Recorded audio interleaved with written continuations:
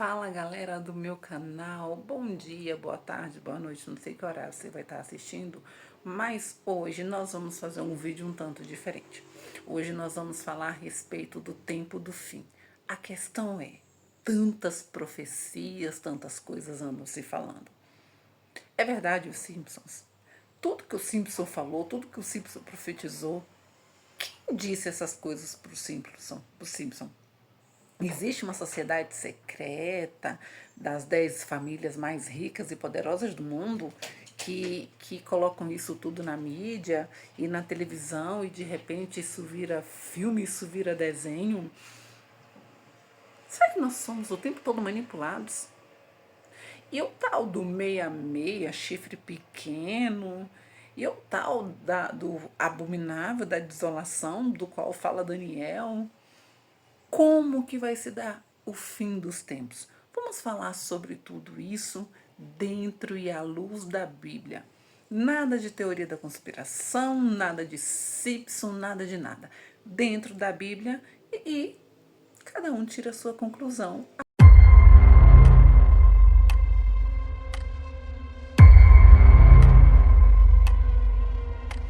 Bom, nós vamos usar apenas o capítulo 8 de Daniel. Nós vamos falar dessa visão muito importante que Daniel teve do carneiro e do bode. Daniel ele teve uma visão quando ainda reinava Belsazar. Belsazar ele era filho de Nabucodonosor. Então, Nabucodonosor ele morre, né? Ele passa o cargo e agora quem está reinando é Belsazar. E Belsazar era um rei muito profano, era um rei que não tinha temor a Deus. Se nós voltarmos lá no capítulo 5, nós vamos ver que Belsazar, ele pega utensílios do templo para poder estar fazendo orgias. Então, assim, ele não tinha temor nenhum. Ele seguia o ritmo da Babilônia. Só que essa visão que aconteceu foi no 3º ano do seu reinado. A visão, o que ele fez de pegar e profanar foi após essa visão. Precisamos entender que o livro ele não está na sua cronologia, mas a partir do momento que nós vamos lendo, a gente vai entendendo. Então vamos lá. Essa visão que ele tem no 3º ano do rei Belsazar, ele conta que ele está na cidadela de Suzã, mas precisamos entender que Daniel aqui, ele era prisioneiro, ele era refém, ele era eunuco do palácio. Bom, uma parte interessante a saber, os eunucos, eles eram castrados e eles precisavam ser jovens, bonitos, inteligentes, eles precisavam entender de astrologia, de astronomia, eles precisavam ser pessoas de classe alta, que tivessem bons modos. Inclusive, quando Daniel ele vai para esse cativeiro babilônico, vai acontecer que ainda vai ele e mais 3 amigos. Nós entendemos que eles eram meninos jovens da classe judia alta. Quando eles chegam em Babilônia, pela beleza deles e pela sabedoria e pela cultura deles, eles são levados a ser eunuco. Então eles são castrados, porque agora é como se eles tivessem que servir a divindade real Nabucodonosor.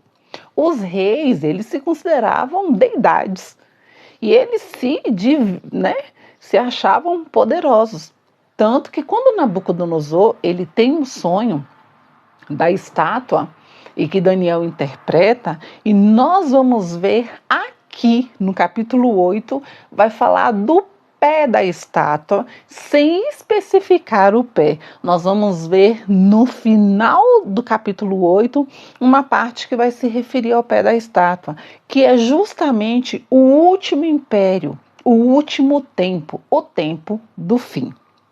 Mas, antes disso, como o rei babilônico, o rei da Babilônia, ele era representado pela cabeça de ouro, o peito era prata e o seu ventre era bronze, aí representam dois impérios, Médio-Persa e Grécia. Encerrando o cativeiro babilônico, vem o Império Medo, depois vem o Império Persa. No Império Persa, os judeus eles são livres. Então precisamos entender, aqui os judeus não estavam livres, os judeus estavam cativos. Daniel permanecia no palácio e ainda era o reinado babilônico com toda a sua pompa. Quando Daniel ele tem a visão, ele se vê na cidade de Suzã. Ele tem uma visão fora de Babilônia. E ele está junto aos pés do rio Ulai.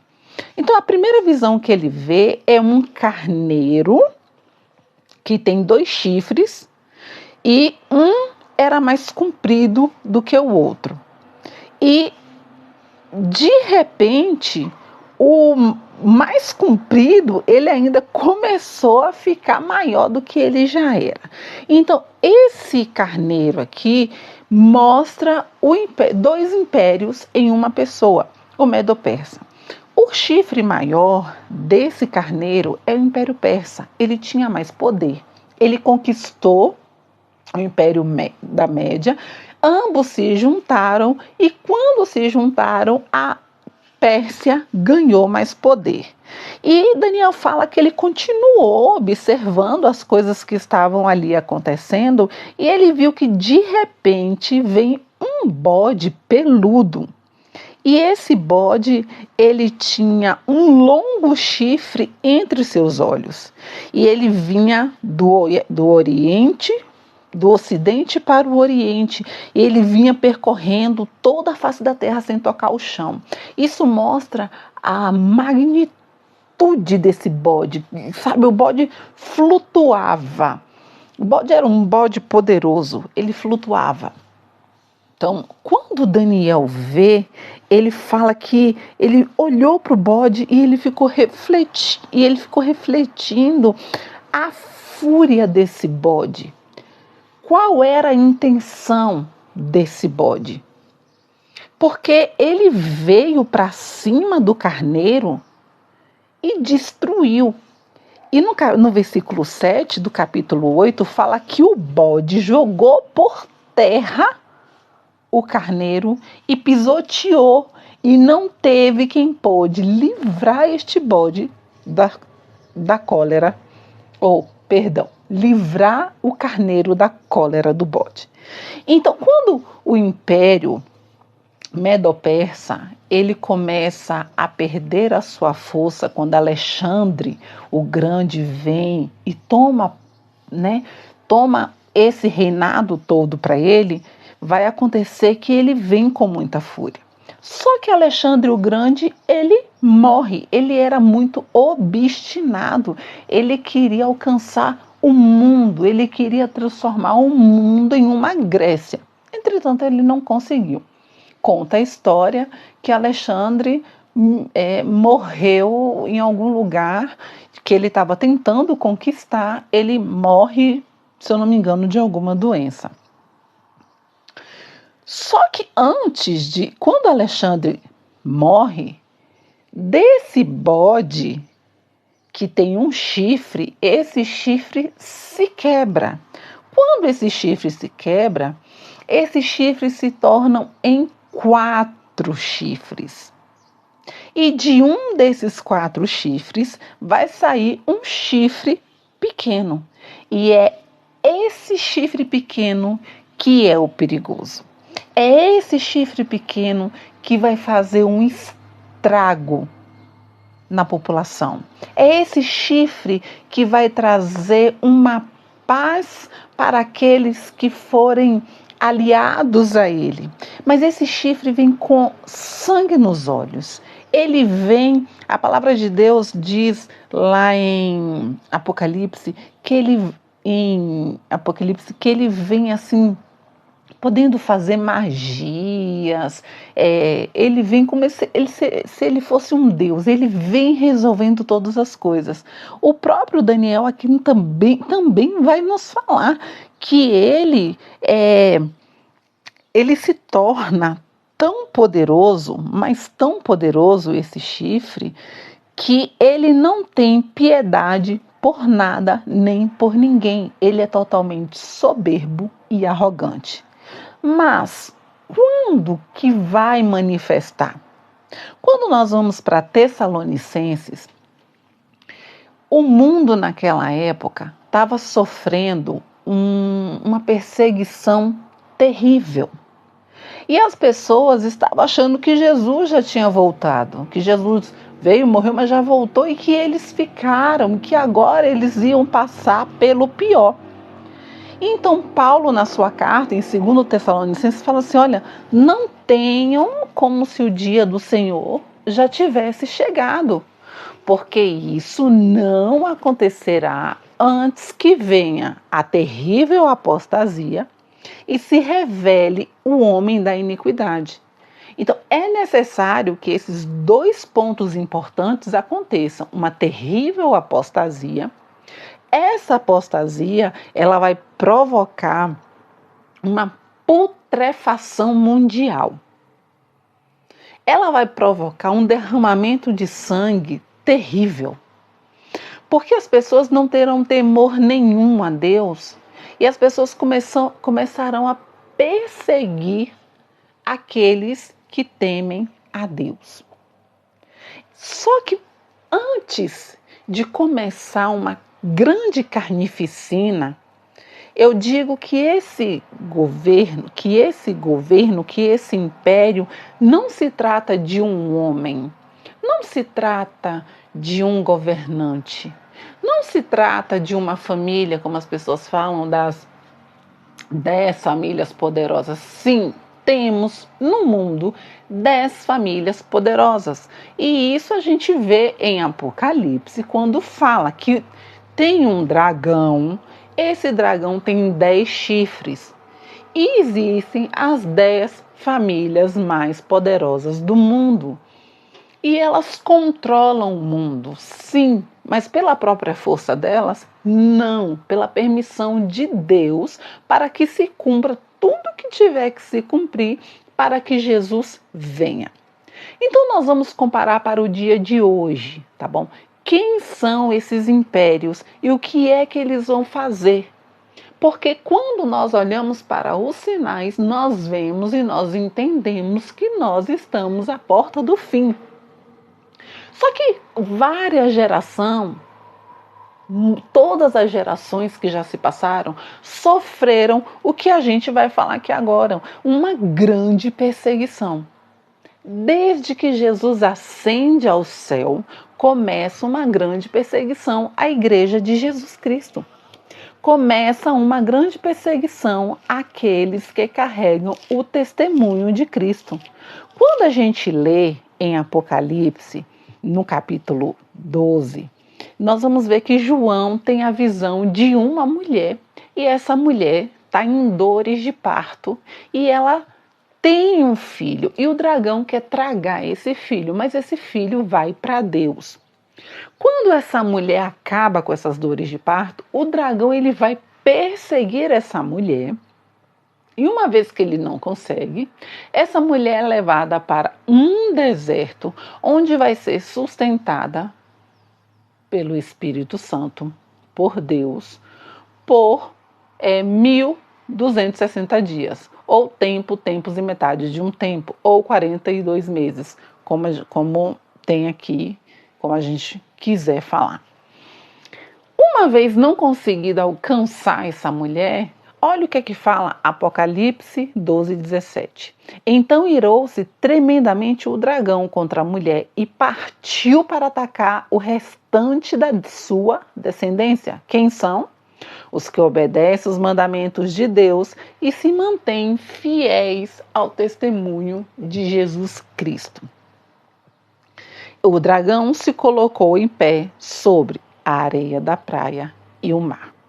Ou seja, esse dragão é de onde saem os 10 chifres, porque o Apocalipse ele tem a visão desses chifres e também tem a visão de duas bestas, uma besta do mar e uma besta da terra. Para a gente poder voltar agora para Daniel, vamos supor que nós entramos agora no império do fim, o império dos pés de barro, representado aqui pela Grécia. Porque quando chegou o tempo do fim da Grécia, veio o Império Romano. E depois do Império Romano não existiu mais nenhum outro império. Foi só passando, só foi mudando de nome. Roma pagã, Roma papal, Roma imperial, Império Otomano e Vaticano. E continua. E Roma segue. Nós temos países que são representados pelo Império Medo e pelo Império Persa, como também representados principalmente pelo Persa. Mas tem em países que são representados também como se fosse a Grécia. Esses países, nós podemos colocar os países, eu vou falar que as pessoas vão... Estados Unidos, não quero entrar muito nessa parte aqui não, mas o Império Persa, né? Iraque, Irã, a Média já está lá para os chineses, se eu não me engano, e por aí vai. Só que vai ter que chegar um tempo em que o Império Grego vai ter o seu fim, vai ter a sua ruptura. Mas antes disso, diz que vai vir um abominável da desolação. Olha que para todas as épocas e para todas as eras houveram os abomináveis da desolação. Vamos voltar a pouco tempo atrás, vamos ver o que fez Hitler com judeus, baseado em um ódio que foi implantado por histórias marxistas, histórias comunistas que colocavam os judeus como a podridão. E é um império também que não aceitava deficientes físicos. Vou colocar império porque Hitler desejou um império. Hitler quis conquistar o mundo à base de guerra. Hitler proibiu os judeus, primeiro, antes de começar a levar os judeus para os campos de trabalho, como Auschwitz e como Dachau e como tantos outros, primeiro ele começou a tirar os seus direitos. E aqui a gente vai ver que a primeira coisa que quando o Império Grego ele toma a forma de se dividir para norte, sul, oriente e ocidente, que esse chifre pequeno cresce e ele toma uma proporção de poder muito grande, a primeira coisa que ele faz é tirar dos judeus o holocausto oferecido ao príncipe Jesus. Está aqui no versículo 11. Vamos ler o 10, está assim, versículo 10. Esse chifre pequeno cresceu assustadoramente, alcançou o exército dos céus e conseguiu atirar na terra algumas estrelas desse exército e ainda as pisoteou.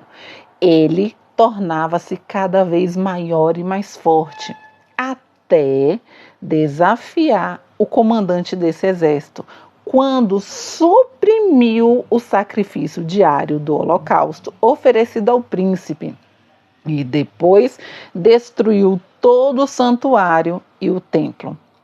Todas as honrarias foram prestadas a esse grande chifre. O próprio exército lhe foi entregue, juntamente com o holocausto diário, por causa do seu poder e da vitória da sua rebelião. O chifre tinha o sucesso em tudo que empreendia, e a verdade e o direito foram lançados por terra. O que é que nós vamos entender aqui? Quando se levanta esse sistema opressor e maligno, a primeira coisa que ele vai fazer é tirar o sacrifício diário. É o quê? Nos dias de hoje, baixar a porta da igreja. A igreja não tem voz. Tudo que um crente, que um cristão falar, ele está fazendo alguma fobia. As pessoas de fora podem atingir os cristãos como quiserem. Podem falar qualquer coisa, mas tudo que um cristão fala é fobia. Então, eles estão cada vez mais tentando calar os cristãos.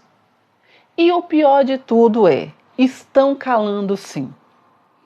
Mas a pior parte ainda é que os próprios cristãos estão se calando.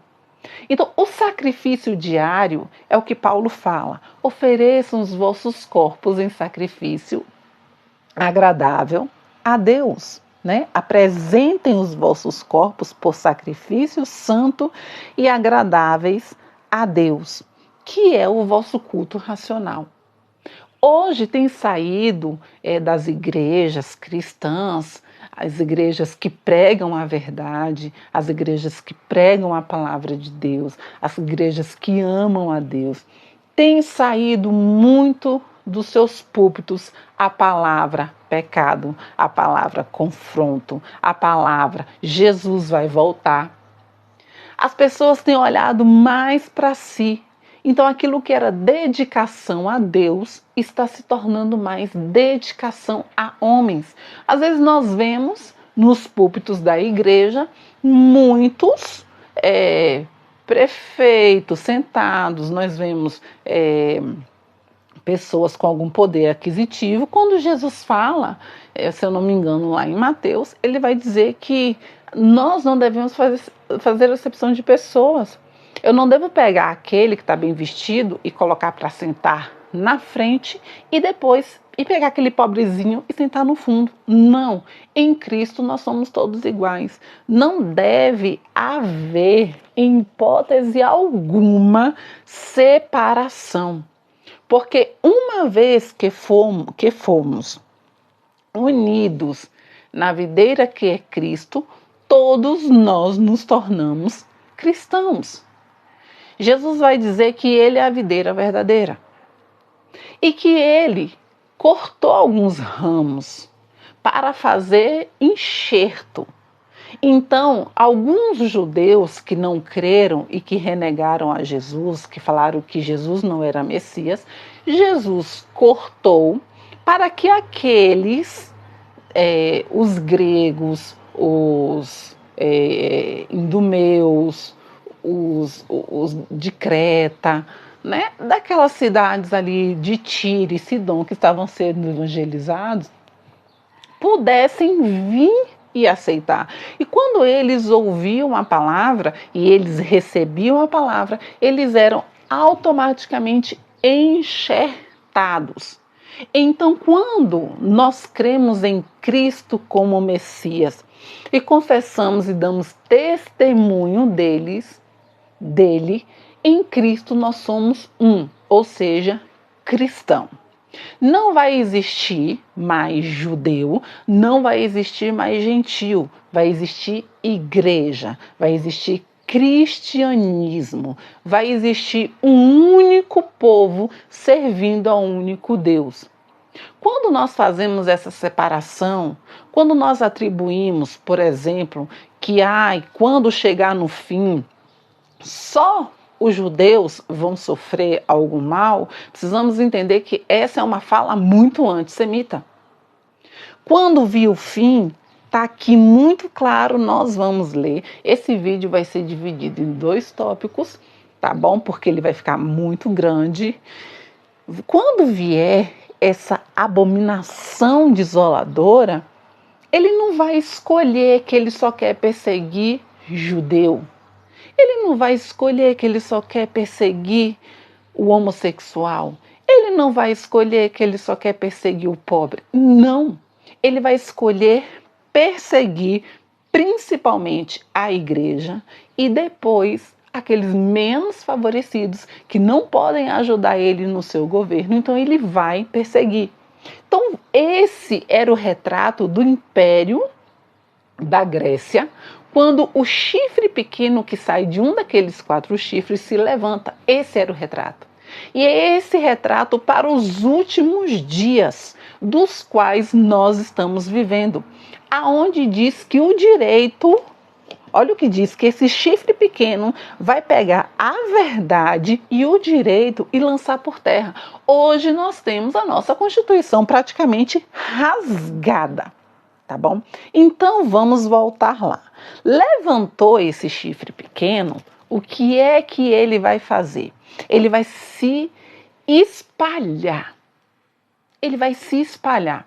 Ele vai começar a controlar lugares do mundo. Como? Fazendo alianças. Ou seja, governos ímpios, sanguinários, vão se levantar e vão fazer alianças ímpias, injustas e principalmente sanguinárias.